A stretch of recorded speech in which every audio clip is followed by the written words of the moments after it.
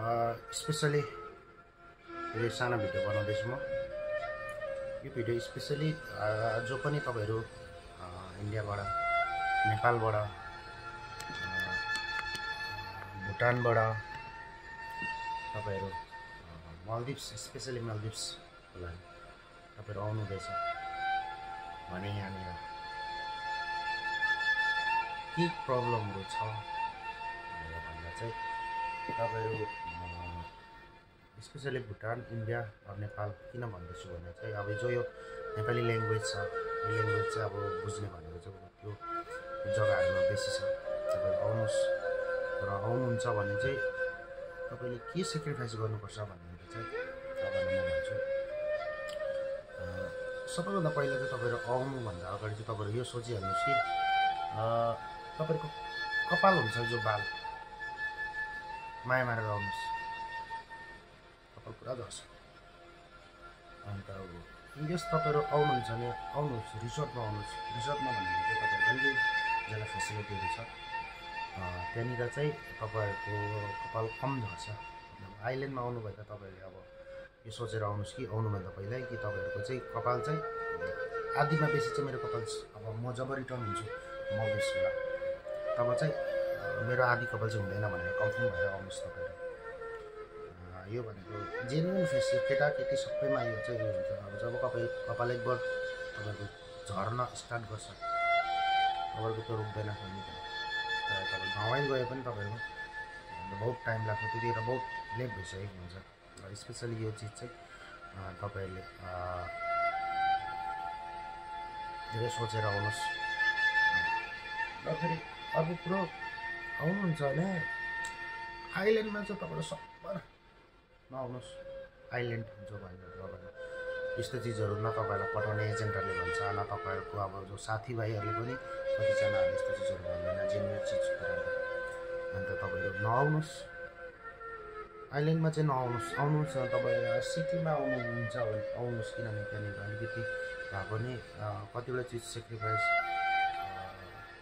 गरे पनि त्यहाँनिर घुम्ने ओर्ने यताउता सबै चिज यताउता तपाईहरु देख्न सक्नुहुन्छ। तपाईं आइल्यान्डमा एकखेप आउनु भयो भने तपाईँ 2 सालको लागि आउनुहुन्छ, 2 सालै तपाईँ कहीँ पनि घुम्न मलाई त खै याद छैन, 2 सालै तपाईहरु आउनु।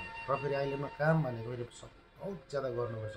जस्तो तपाईँ रिसोर्टमा आउनु भयो भने तपाईलाई टाइम टु टाइम हुन्छ, तपाईको एउटा सेड्युल हुन्छ, त्यो सेड्युलमा तपाईले गर्नुपर्ने हुन्छ।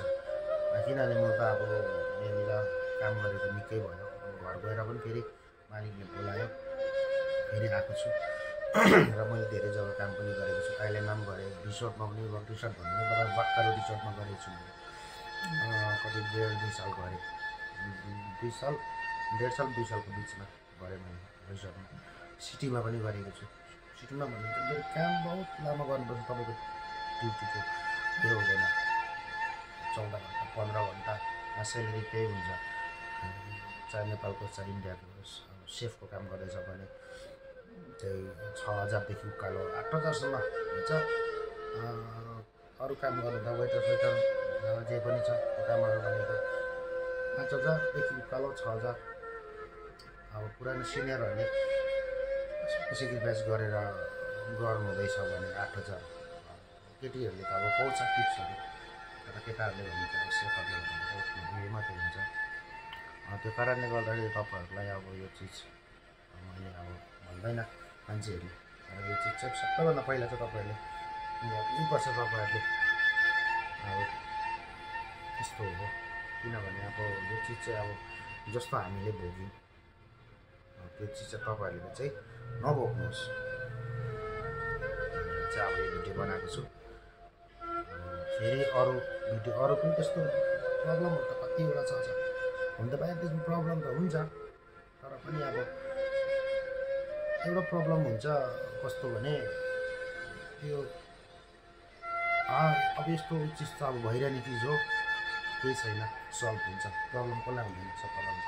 तर कतिवटा चिज भनेको मालदिभ्समा चाहिँ त्यो त्यतिकै पनि प्रब्लम अब यो क्रिएट हुन्छ।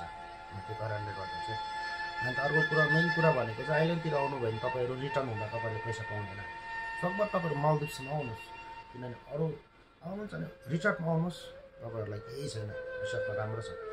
त्यहाँनिर पेमेन्ट भनेको डलरमा हुन्छ, त्यहाँनिर स्यालेरी भनेको। तर आइल्यान्डमा भनेको चाहिँ कुनै पनि जग्गामा डलरमा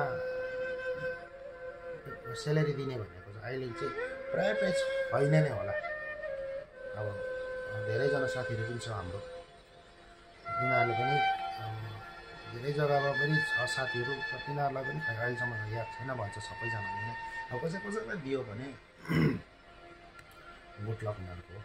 अन्त त्यो पैसा तपाईँले चेन्ज गर्नु पर्दाखेरि सार्दै पहिला डलरमा चेन्ज गरेर पैसा पठाउनु पर्ने हुन्छ। र नेपालमा त प्रायः यसो त सिटीतिर त प्रब्लम हुँदैन, तर आइल्यान्डमा नेपाल पैसा पठाउनु बहुत प्रब्लम हुन्छ तपाईँहरू। अब यस्तो चिजहरू चाहिँ तपाईँहरूले पनि याद गर्नुहोस्। होइन अरू जग्गाहरू पनि छ, तपाईँ दुबई जानुहोस्, कहीँ छ कतारहरू पनि छ, अहिले राम्रै हुँदैछ कतारहरू, साउदीतिर पनि राम्रै हुँदैछ। अलिक कम्पनी राम्रो विचार गरेर चेक गरेर जानु सक्नुहुन्छ। तर आइल्यान्डमा भनेको कस्तो भने तपाईँ रिटर्न हुँदा तपाईँले एउटा